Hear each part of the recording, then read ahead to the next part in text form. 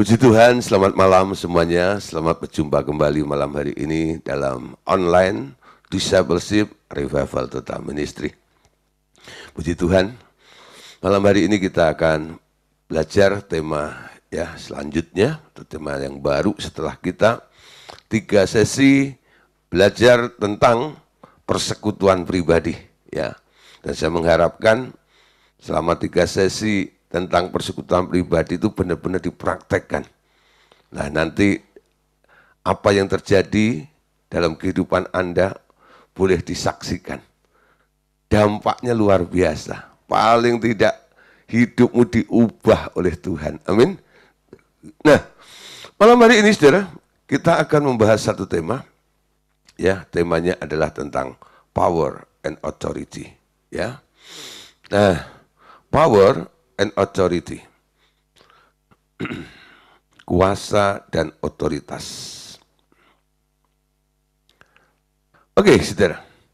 Mempelajari tentang otoritas atau kuasa ini, kita tahu bahwa banyak orang yang kadang-kadang pamer kuasa. Walaupun orang di luar Tuhan kadang-kadang dianggap sebagai orang yang powerful, orang yang penuh kuasa, betul ya? Bahkan ada orang-orang yang punya otoritas dan sebagainya. Nah, saudara, supaya kita tidak terkecoh bahwa sebagai orang percaya, sumber otoritasnya berbeda. Kenapa mereka bisa punya otoritas, punya power seperti itu? Pasti mereka carinya kemana? Sumbernya dari apa? Betul? Ada orang yang punya otoritas, atau berkuasa karena dia kaya, kekayaanlah sumber kekuatannya, betul? Ada juga mereka yang menggali kekuatan jiwa dengan mencari kekuatan-kekuatan, sampai akhirnya dia jadi orang sakti. Nah, ora tedas tapak paluning pandi, nah itu bahasa Koreanya, Nah, ora tedas tapak paluning pandi. Itu ditusuk pakai pisau. Wah, nggak tembus. Nggak mati. Ditembak, itu juga nggak mati. Wah, semua orang bilang, ini orang hebat nih. Orang powerful. Orang sakti dan sebagainya. Sakti Mondroguno. Nah, bagaimana dengan kekristenan? Saudara, sebenarnya kekristenan itu jauh lebih daripada apa yang bisa dialami oleh orang-orang di luar Tuhan. Alasannya cuma satu. Kenapa saya berani katakan kalau adu tanding sebenarnya orang Kristen, orang yang percaya kepada Tuhan harusnya lebih sakti, lebih powerful daripada orang-orang dunia. Karena kita punya sumber. Kita punya sumber yang luar biasa. Kita punya sumber yang dahsyat, kita punya sumber yang ajaib, yang namanya adalah Tuhan. Amin. Nah, yang menciptakan segala sesuatu. Kalau orang di luar itu mendapatkannya dari ciptaan.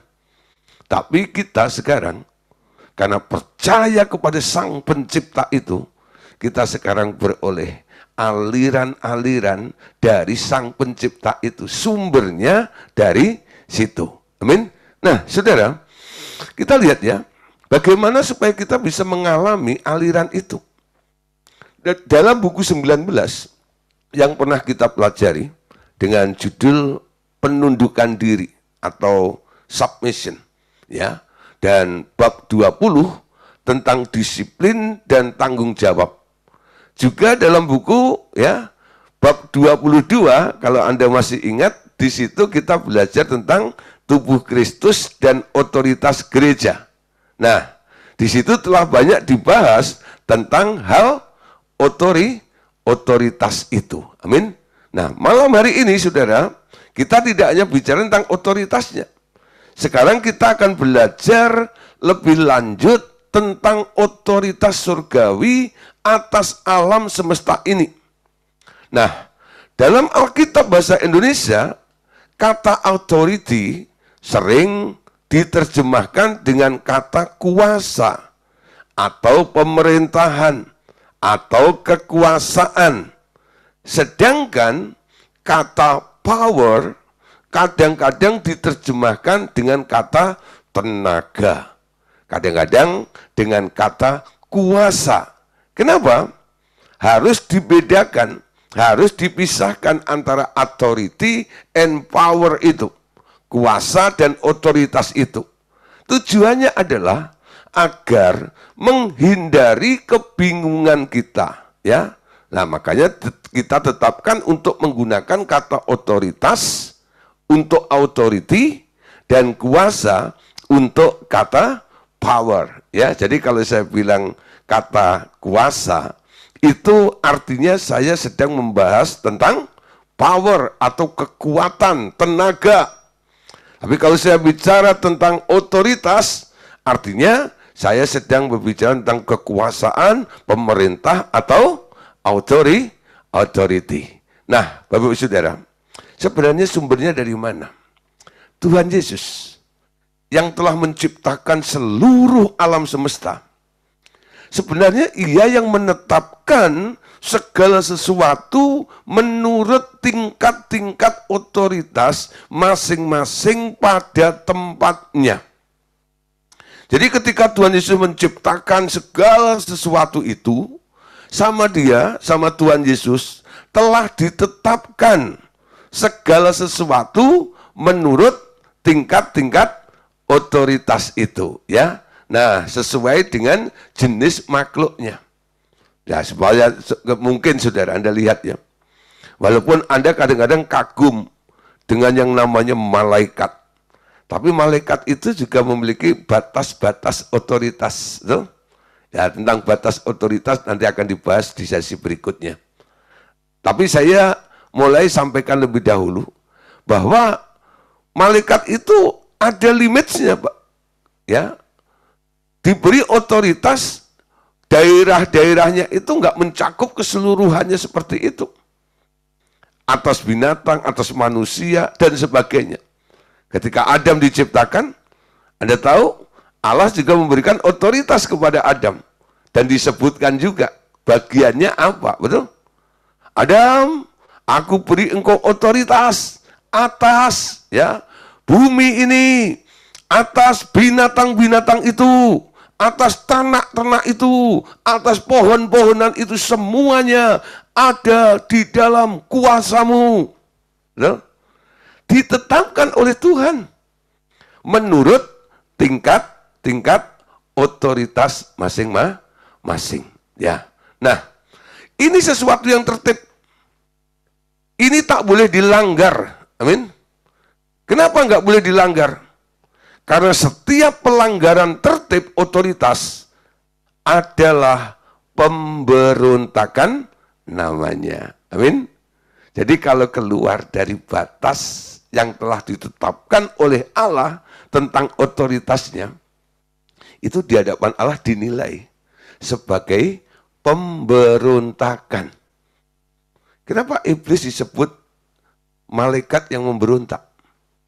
Karena dia melampaui batas kuasa yang dipercayakannya. Tentang apa sih? Dia pengen jadi seperti Allah. Iblis itu nggak pernah, malaikat itu nggak pernah dirancang oleh Allah untuk menjadi seperti Allah, enggak. Manusialah sebenarnya. Ketika Allah menciptakan manusia, idenya apa? Marilah kita menjadikan manusia menurut rupa dan gambar kita. Betul? Menjadi seperti Allah. Kalau hari-hari ini kita diajarkan untuk kembali menjadi seperti Allah, itu bukan sesuatu yang keterlaluan. Itu memang gagasan Allah, ketetapan Allah ketika Allah menciptakan manusia. Manusia itu dirancang untuk menjadi serupa dengan Allah. Amin. Nah, ketika makhluk lain yang tidak ada di dalam batasan itu, area itu, namanya si malaikat, dia mencoba-coba untuk menyamai Allah. Idenya, keinginannya dianggap oleh Allah melanggar batas ketertiban, Lalu dibilang, kamu sudah berontak. Lalu diusir dari surga. Lalu jadi jahat. Lalu jadilah si iblis. Nah, saudara, sekarang kita mulai nangkep ya. Jadi memang sudah ditetapkan. Tapi sekarang kita yang menerima ketetapan dari Allah itu, kita harus tahu batasannya supaya kita tertib dan nggak melanggar, supaya kita tidak disebut sebagai pemberontak. Nah, saudara, Tuhan Yesus adalah sumber pemberi otoritas satu-satunya. Otoritas yang bukan berasal dari Tuhan Yesus adalah otoritas yang palsu. Istilah hari ini adalah KW, ya. Nah, otoritas yang bukan berasal dari Tuhan Yesus adalah otoritas yang palsu. Dan otoritas hanya dapat Anda peroleh daripadanya bila Anda taat kepadanya dan taat pada kehendak Bapa. Amin. Nah, saudara, jadi di luar Tuhan Yesus, kekuatan yang digali oleh siapapun juga itu sebenarnya nggak sah. Sesuatu yang palsu katanya tadi. Ilegal loh. Ya, ilegal. Sebenarnya siapa sih yang memberikan kuasa-kuasa, yang menciptakan kuasa di luar Tuhan itu? Sebenarnya si iblis, sudah. Ya, sebenarnya si iblis. Iblis kok bisa masih punya? Nah, saudara, satu kali saya pernah mengadakan seminar hamba Tuhan. Lalu saya cerita nih tentang ya asal muasal manusia dan sebagainya. Akhirnya sampailah pada penciptaan, iblis jatuh dalam dosa. Nah, ketika sudah selesai sesi yang kedua, lalu ada ruang tanya jawab, ya, diberi waktu oleh panitia. Siapa yang mau bertanya? Lalu ada seorang ibu hamba Tuhan, Bu Gembala gitu ya. Dia bertanya, ya, Pak Gideon, gitu ya. Tadi saya dengar-dengar, saya amati Pak Gideon itu bilang, ya, katanya nih ya, kuasa si iblis itu, ya, itu sebenarnya, saya bilang gini ya, bahwa semua kuasa itu sumbernya cuma satu, dari Tuhan, ya, termasuk yang iblis produk itu. Loh, bukankah iblis sudah terputus? Betul, ya. Lalu saya beri gambaran seperti ini.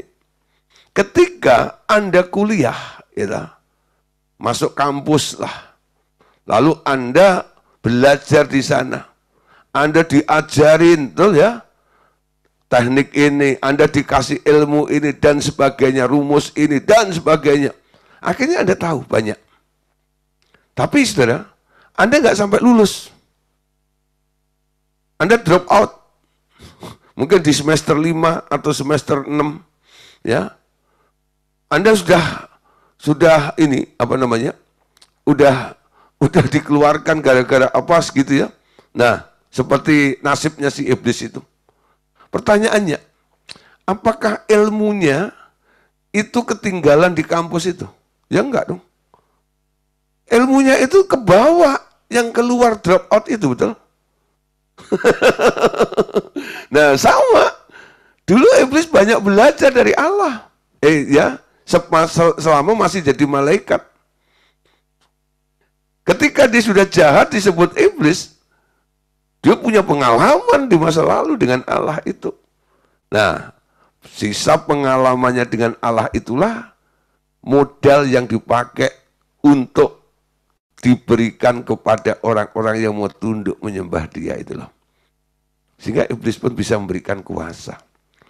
Tapi itu KW, itu palsu, itu ilegal, nggak resmi namanya, ya. Itu nggak resmi. Walaupun dia pernah belajar betul itu dari sononya. Resminya gimana? Resminya adalah untuk orang-orang yang masih konsisten, mereka yang masih taat, mereka yang masih tunduk, tidak memberontak kepada Allah, lalu mendapatkan otoritasnya dari Allah. Nangkep ya? Nah, saudara, kita baca dulu satu ayat. Dalam Kolose pasal 1 ayat 15 dan ayat yang ke-16.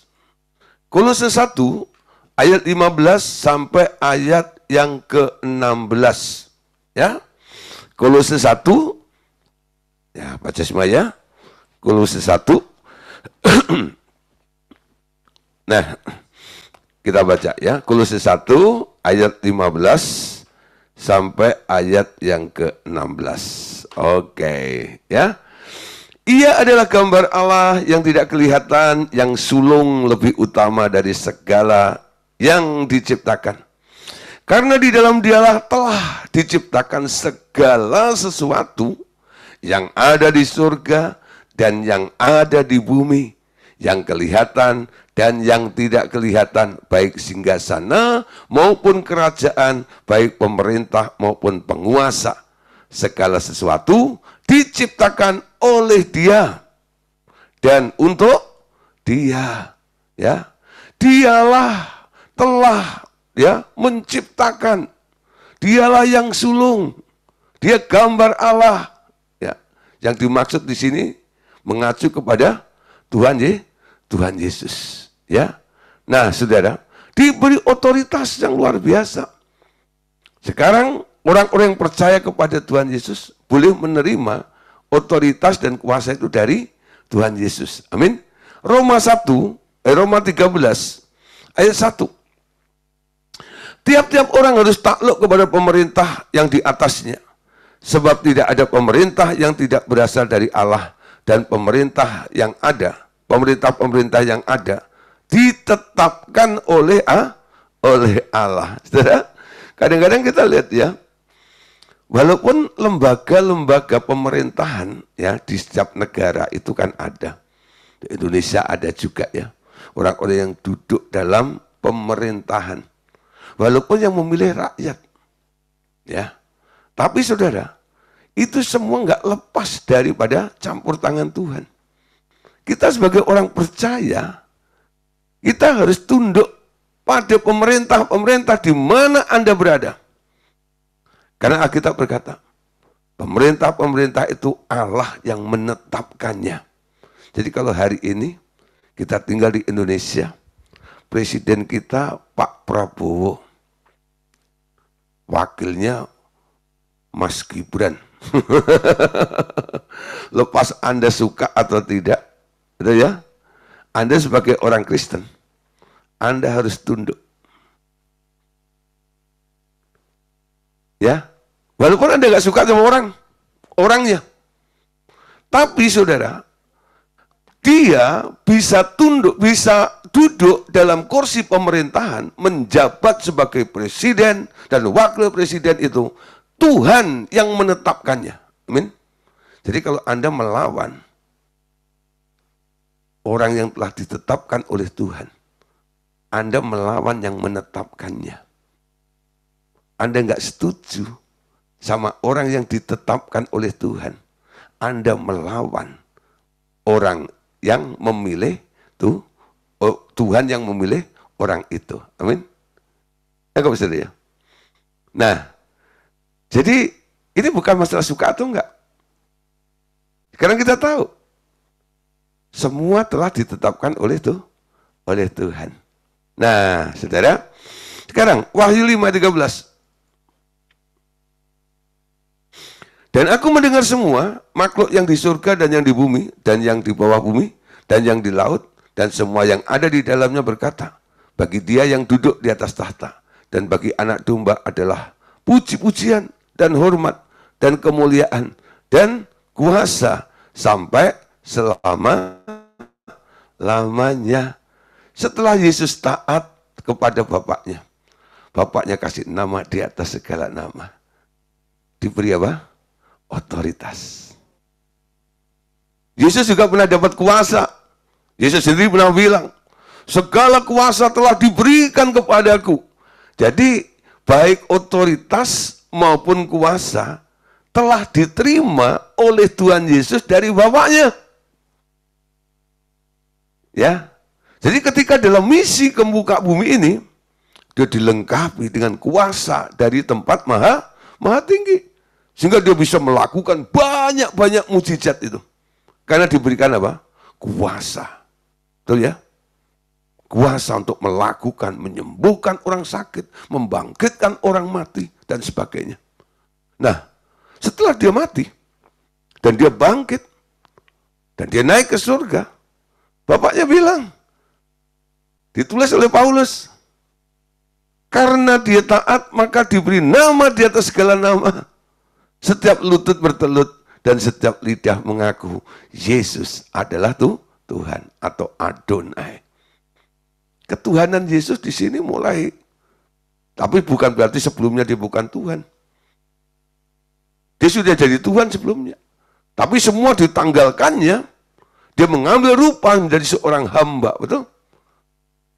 Karena kerelaan dan ketaatan seperti itu, Bapaknya sayang dan menghormati Yesus. Amin.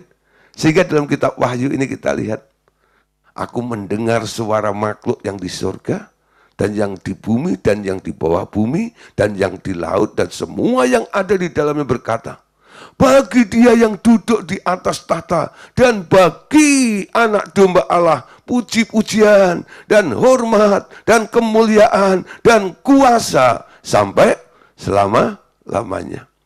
Jadi pengakuan, pujian ini, diberikan kepada dua pribadi yang ada di atas sana. Baik Bapa sebagai sumber segalanya, dan kepada Yesus, amin, sebagai anak domba itu. Nah, malam hari ini saudara kita akan lebih jauh untuk berbicara tentang otoritas, ya. Nah, ada otoritas di alam roh. Apa itu otoritas di alam roh? Ada otoritas, ada kuasa, authority and power. Otoritas itu datang dari ketaatan kepada perintah dan kehendak Allah. Ingat ya, karena Yesus taat, dia diberi otoritas. Nah, bila seseorang taat kepadanya, yakni mendengar dia berkata-kata terus-menerus, pengertian dan pengenalan akan dia akan bertambah. Terjadi transfer roh Yesus terus-menerus. Tingkat kepenuhan Kristus semakin bertambah. Maka otoritas Anda juga bertambah. Dengan sendirinya kuasanya juga bertambah. Nah saudara, kuncinya di mana? Mau mendengar. Dia berkata-kata terus-menerus. Sehingga Anda mulai nangkep, Anda mulai ngerti, Anda mulai mengenal, dan semakin bertambah. Karena apa? Ada transfer spirit. Roh Yesus yang terus-menerus memenuhi kehidupan kita. Amin. Sehingga kapasitasmu itu semakin berkembang. Kenapa? Takarannya bukan manusia lagi. Takarannya adalah Yesus yang mengalir di dalam kehidupan kita semuanya. Nah, saudara, pertanyaannya begini, otoritas apa yang Anda terima? Itu tergantung apa yang ia berikan melalui ucapannya kepada Anda. Nah, otoritas apa yang Anda dapatkan dan apa yang Anda terima itu tergantung apa yang Anda dengar ketika dia mengucapkan sesuatu kepada Anda. Tuhan Yesus pernah bilang begini, apa yang kamu ukurkan akan diukurkan kepadamu. Apa sih artinya? Itu satu hukum, satu prinsip. Apa yang engkau ukurkan, ya, ukuran yang kamu punyai, gitu ya, akan diukurkan kepadamu. Jadi kalau Anda nggak punya takarannya, Anda nggak punya ukurannya, Anda nggak punya standarnya, Anda nggak dapat. Apa yang dimaksud ukuran yang Anda punya itu? Dulu saya bingung. Apa ya? Ukurannya apa? Ya. Nah, Tuhan Yesus juga bilang begini.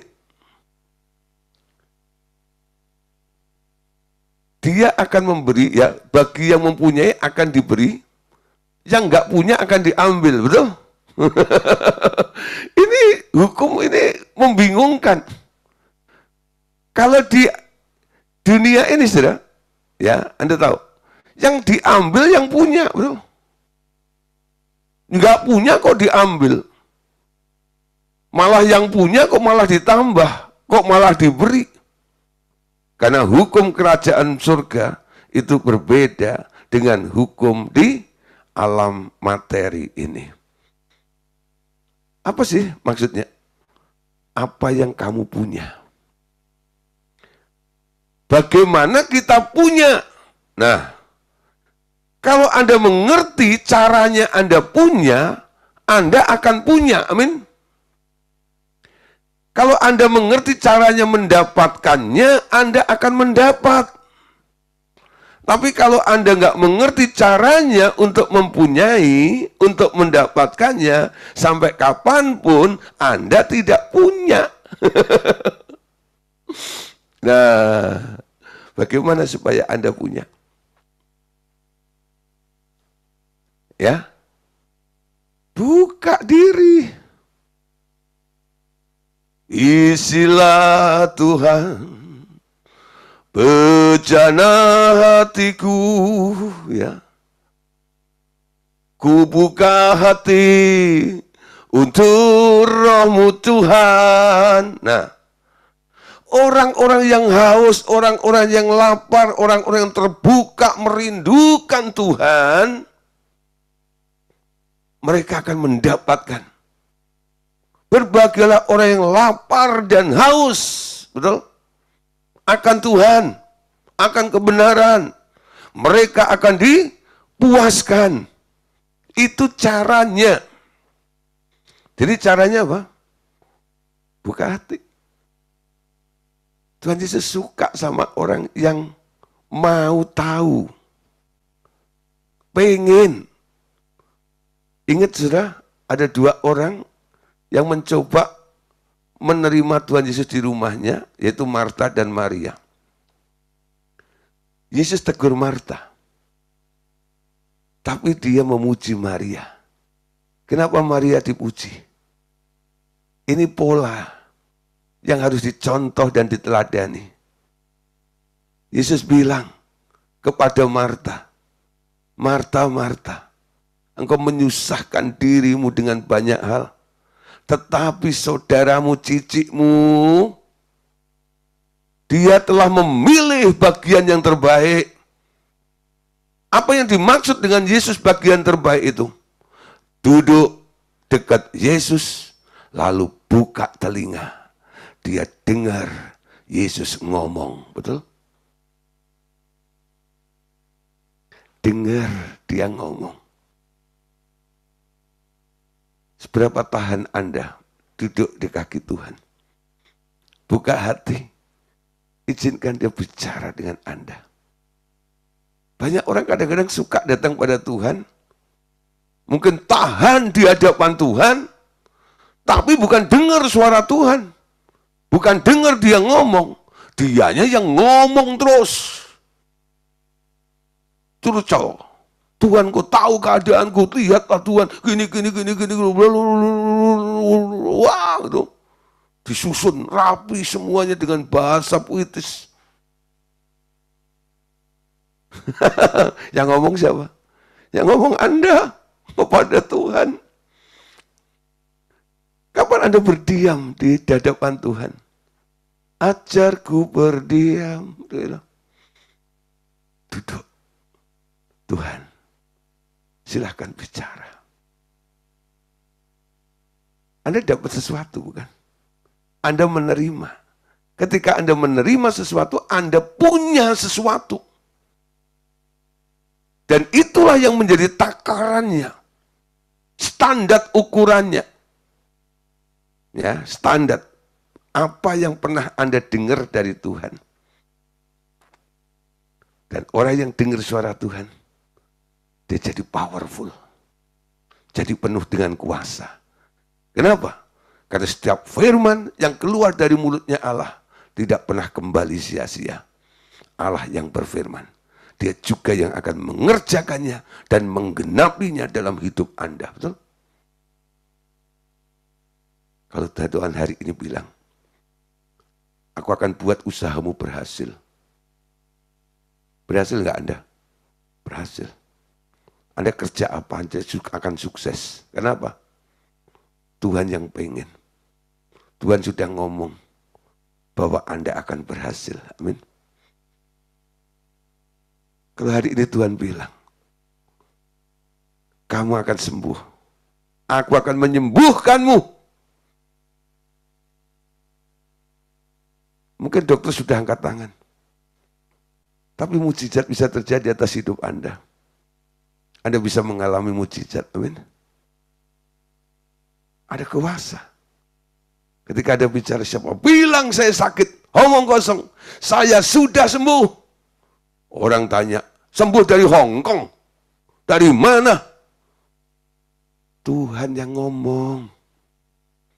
Tuhan bilang, kamu akan sembuh. Aku percaya. Sembuh nggak? Sembuh. Omonganmu powerful.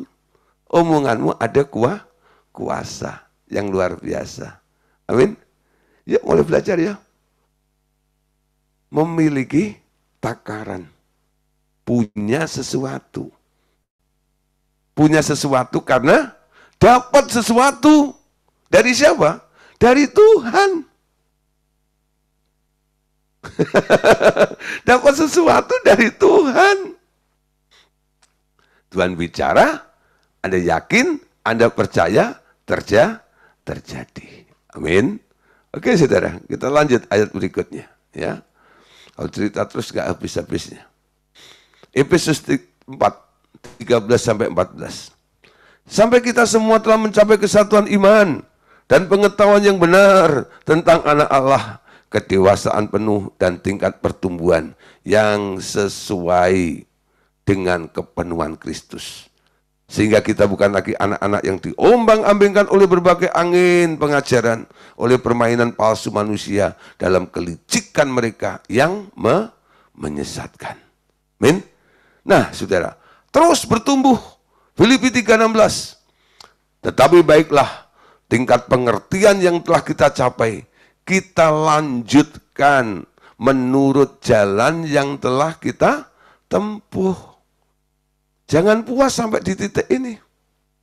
Terus belajar. Terus sampai hari ini saya terus belajar. Walaupun saya sudah mengajar. Dan Tuhan mengajar banyak hal. Kadang-kadang ada sesuatu yang direvisi oleh Tuhan. Kenapa selama ini dibiarkan oleh Tuhan? Karena tingkat pengetahuan saya baru di level ini. Ketika saya sudah mulai meningkat, ya, tingkat pengetahuan saya semakin tinggi, koreksi terjadi. Koreksi terjadi. Nah, istilahnya ada upgrade dari Tuhan. Ya, Tuhan kadang-kadang izinkan. Ya sudah nggak apa-apalah, memang pengertianmu baru ada di situ. Saudara, kadang-kadang saya menemukan beberapa murid gitu ya, yang mereka masih berapa kali belajar dengan kami. Ketika mereka melakukan sesuatu, saya nggak bisa paksakan menurut pengertian yang sudah saya punyai. Saya lihat dulu nih, pengertian dia itu sampai di mana. Dan apa yang mereka lakukan, memang kapasitas dari pengertian yang dia punya seperti itu. Ya saya biarkan dulu, nggak masalah. Supaya apa? Supaya dia belajar.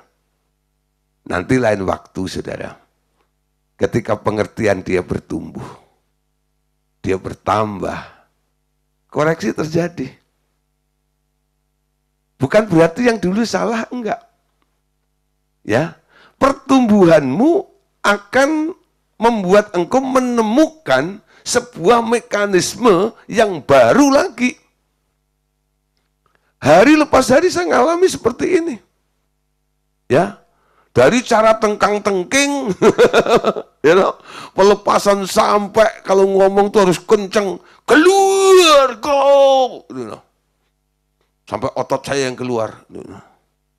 Kalau enggak nyemprot, kata keluar kau. You know? Tapi setannya nggak mau keluar. You know? Akhirnya saya hitung 3 kali ya. Kalau kamu tidak keluar, saya yang keluar. Tapi sekarang saudara, Tuhan pakai, kasih pengetahuan yang baru. Dulu kita pakai api, ya, dalam pelayanan pelepasan. Bakar dengan api. Yang dibakar kepanasan. Guling-guling, berontak, gini-gini, dan itu sampai dipegangi 10 orang. Betul ya? Tapi akhirnya Tuhan kasih lagi setelah pengetahuannya kita meningkat, pengertiannya lebih tinggi lagi, mekanismenya lebih baru lagi. Dia beri solusi terakhir, yaitu air yang hidup. Betul? Semua yang unclean itu bisa dicuci dengan air, yaitu firman. Nah, ketika dicuci dengan air, sekarang manifest daripada roh itu enggak berontak-berontak. Lembut sekali ya. Kalau toh ada yang berontak, ada yang sampai, wah, ya manifest yang kasar dan sebagainya itu, ya itu hanya 1-2 pengecualian aja. Tapi sekarang saya jarang menemukan itu lagi. Bukan berarti saudara, acara kita nggak ada Roh Kudusnya. Beda saudara. Orang hanya kadang-kadang pengen mengharapkan, wah harus brutal seperti itu. Enggak. Karena apa? Sarana yang kita pakai bukan api lagi, tapi air yang hidup. Amin. Nah, dulu saudara kita suka nyiksa setan-setan. Sekarang Tuhan bilang, kamu jadi duta perdamaian. Pengertian tentang duta perdamaian membuat cara kita menyikapi lawan-lawan di depan kita ini berbeda lagi. Kolose 1:19-20. Allah ingin berdamai dengan segala makhluk. Dia ingin ada orang-orang yang memberitahu kepada segala makhluk tentang niat hatinya Allah itu. Dan kuasanya ada di situ. Saya kadang-kadang cuma bilang, dengar, ya, ada roh orang mati, kamu yang ada di dalam dia, mungkin dari sejak kecil, dari gen kromosom dan DNA sudah ada di dalam diri orang itu dan sebagainya. Sekarang dengar ya kabar baiknya. Kamu harus keluar dari orang ini. Tapi sebelum kamu keluar, dengar, ada kabar baik. Bapak ingin berdamai dengan kalian. Mau percaya nggak dengan Tuhan Yesus? Manifest sudah. Manifestnya berapa? Gimana? Manifestnya ngangguk-ngangguk. Oh iya. Bacain Kolose 1:19-20. Darah Tuhan Yesus menebus engkau, memperdamaikan engkau dengan Bapa. Ayo percaya sama Yesus. Bimbing saudara untuk percaya Yesus. Rohnya keluar dengan mudah. Enggak usah pakai ngeyel gitu. Nah, nangkep saudara ya. Jadi kuasa itu bekerja, ya toh. Ternyata semakin tinggi pengertiannya, manifestnya semakin halus, saudara. Ya.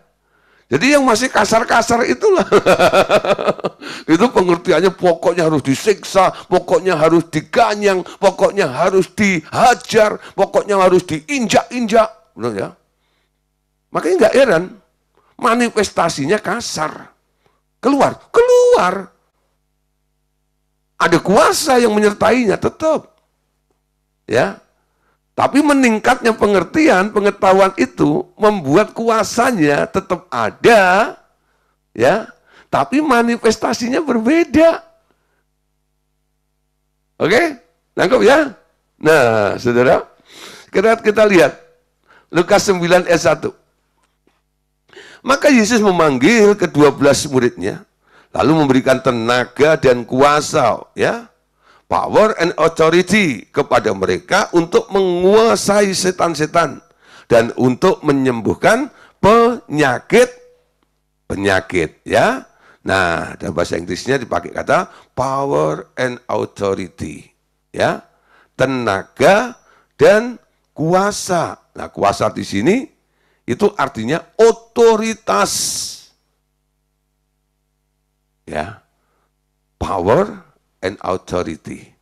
Nah, itu diberikan oleh Tuhan Yesus sebagai sumber kuasa kepada para murid. Dampaknya apa? Lukas 10:19.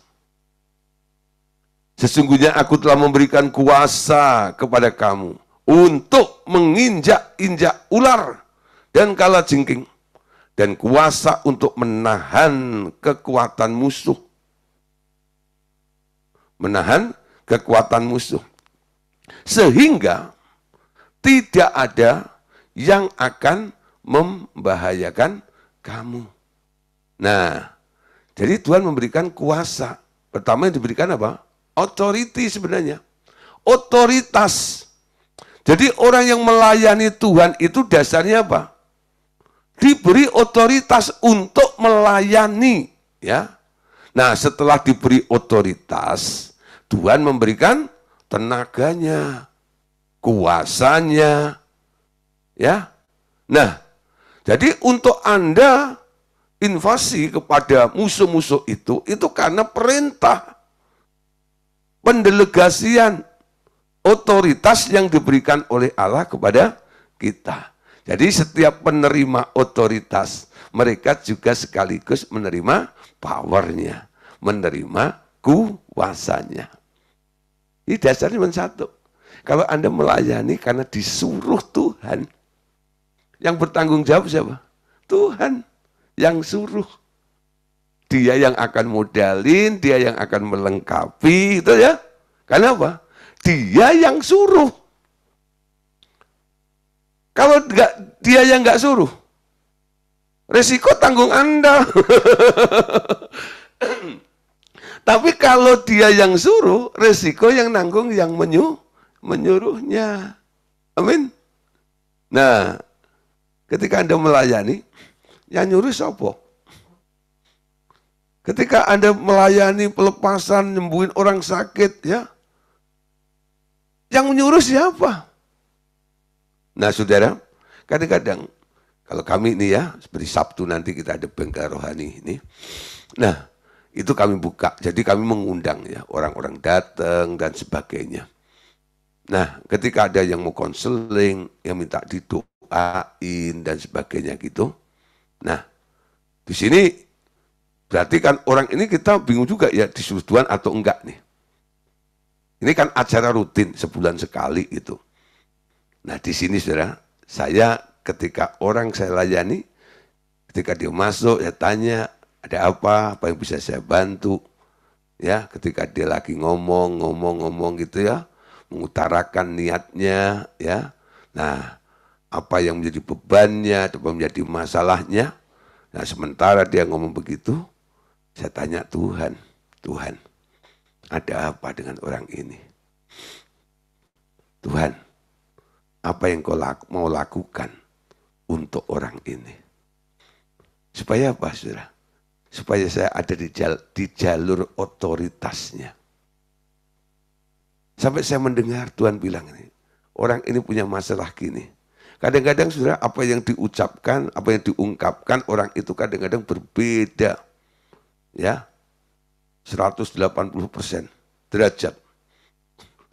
Ngomongannya kadang-kadang cuman dalih, ya, supaya dibela. Kadang-kadang Tuhan menelanjangi, dia tunjukkan kesalahannya. Ya, sehingga poinnya bukan dari apa yang diakui, tapi apa yang Tuhan nyatakan itu. Nah, itu kan hukum sebab akibatnya. Dia hanya bicara tentang akibatnya, tapi dia tidak pernah mengungkapkan penyebabnya. Lalu Tuhan bilang, penyebabnya ini. Akar masalahnya ini.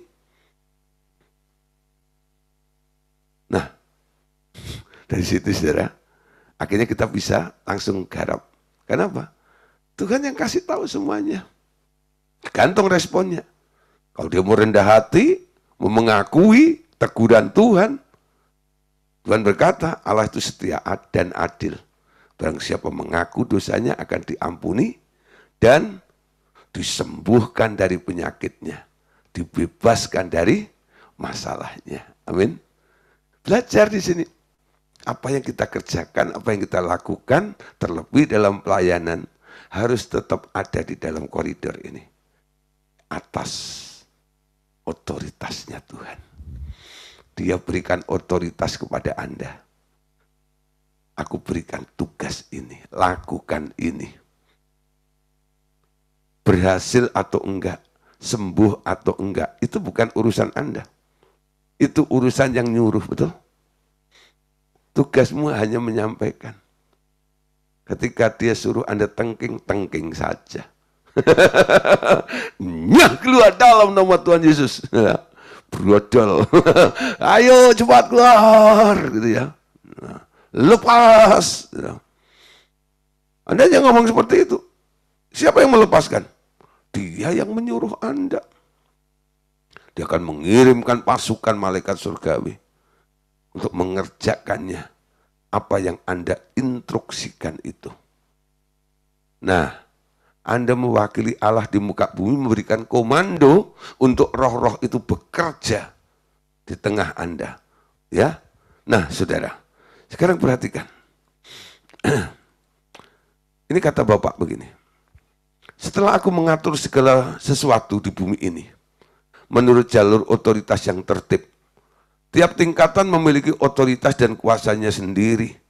Menarik sekali melihat bagaimana semua makhluk menempatkan diri ke dalam jalur otoritas yang ditentukan bagi masing-masing. Sekali lagi, ya sekali ada yang coba keluar dari otoritas mereka yang terbatas, mereka dihajar untuk kembali ke dalam jalur otoritas mereka, sehingga mereka mengerti bahwa Allah selalu memegang erat aturannya. Ada berapa orang sudah yang punya pengalaman dihajar oleh Tuhan? Untuk apa? Balik kembali pada pengertian yang tepat, yang benar itu. Ya. Nah, kembali kepada Allah yang mengatur segalanya. Allah kuasa melakukan segala perkara, Allahku maha kuasa. Dia ciptakan seisi dunia, atur segala masa, Allah ku maha kuasa. Dia yang atur semuanya. Siklusnya dia yang atur. Kalau Anda bisa ketemu dengan saya, itu karena pengaturan Tuhan. Amin. Kemarin hari Sabtu, ya, Bupang cerita. Puji Tuhan bisa ketemu dengan Pak Gideon, dengan tim, dengan Revival Total Ministry ini. Gitu. Saya bilang, ini bukan kebetulan. Memang Tuhan sudah atur, sudah waktunya untuk Bupang dan suaminya ini boleh mengerti kebenaran demi kebenaran. Pasti ada sesuatu yang sedang dia cari. Dan Tuhan pertemukan dengan orang yang bisa memberikan jawabannya. Betul? Ya, ada beberapa orang kadang-kadang berusaha untuk membawa temannya dan sebagainya. Tapi nggak tahan lama. Ya kenapa? Ya hanya karena didorong-dorong, ya, ditarik-tarik, kenapa tak mau datang? Didorong-dorong, kenapa tak mau maju? Kristen dorongan, Kristen tarikan, itu namanya gerobak. Gitu? Bukan yang flowing, gitu? Mengalir, ikutin ritmenya Tuhan. Waktu Tuhan, betul ya?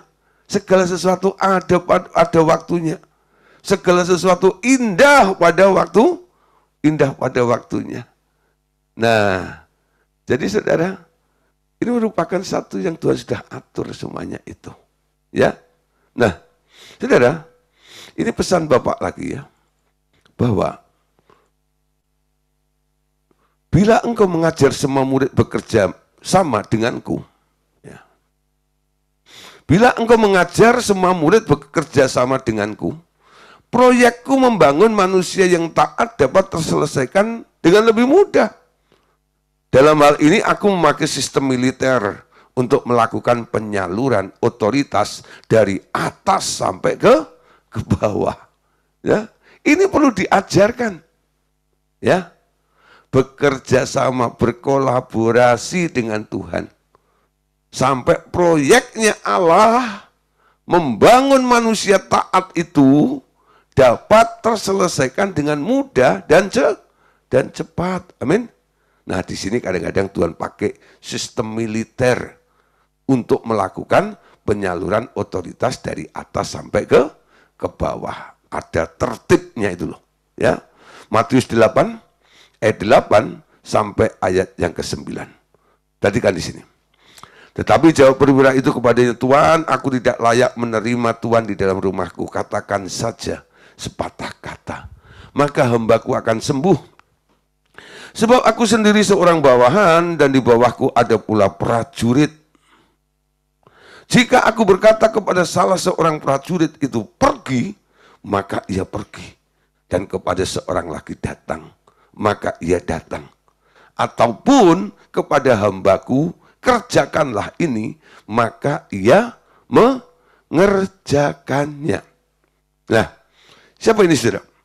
Ini perwira Kapernaum. Anda tahu ya ceritanya. Di mana perwira Kapernaum ini, dia punya pembantu, asisten, ya, orang yang kerja di rumahnya, sakit.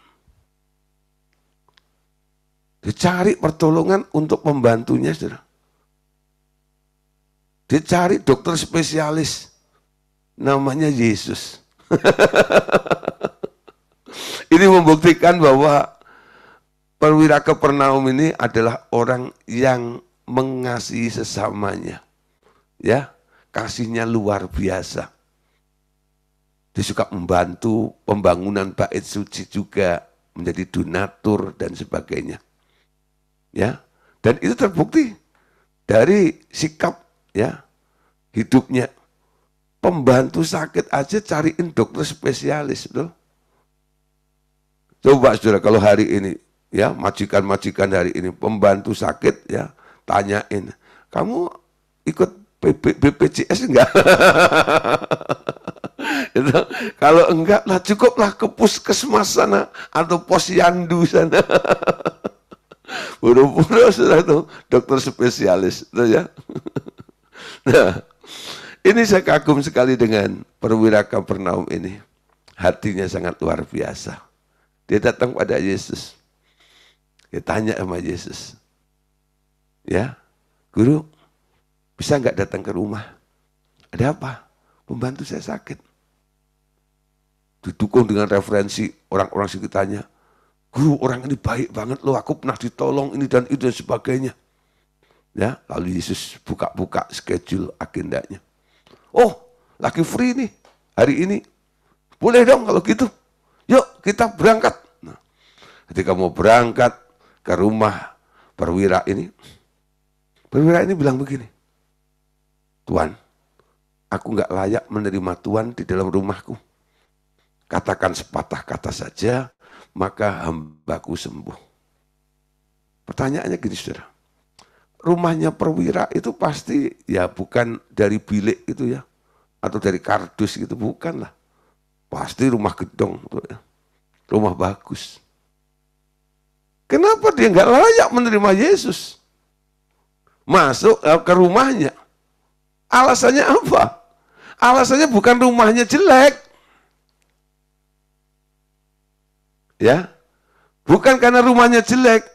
Alasannya adalah, ya, Guru, aku tahu engkau itu adalah pribadi yang powerful, penuh dengan kuasa. Kalau engkau penuh dengan kuasa, engkau nggak perlu repot-repot datang ke rumah saya. Lalu dia katakan saja sepatah kata, maka hambaku itu akan sembuh. Ya, jadi bukan perkara rumahnya jelek, tapi pengertian yang dia tahu tentang siapa Yesus itu. Yesus adalah yang berkuasa, powerful, sehingga nggak perlu repot-repot harus datang ke rumah. Betul ya? Ada orang kadang-kadang telepon saya, Pak, gini. Yaudah kita doa ya. Doa di telepon gitu berapa kali.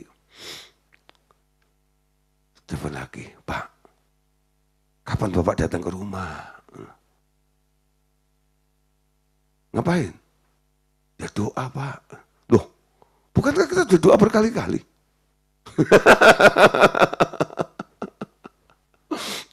Rasanya kalau Pak Gideon belum datang itu belum maknyes gitu.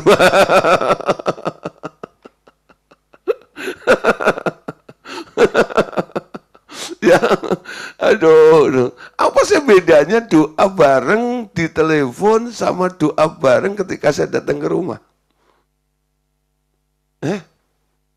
Bedanya apa? Gak ada beda sebenarnya. Betul ya? Ketika di telepon yang doa juga saya, ketika saya datang ke rumah yang doa juga saya, betul?